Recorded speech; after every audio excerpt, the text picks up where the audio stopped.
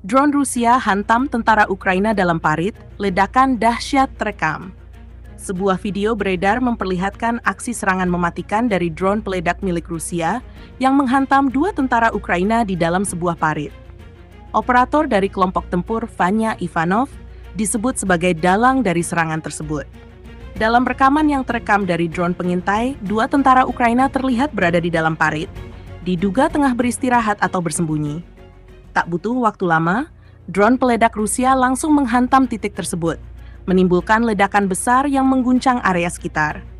Serangan itu disebut sebagai respons terhadap perilaku buruk pasukan Ukraina di wilayah tersebut. Meski begitu, belum ada keterangan resmi terkait waktu dan lokasi pasti dari peristiwa dalam video itu.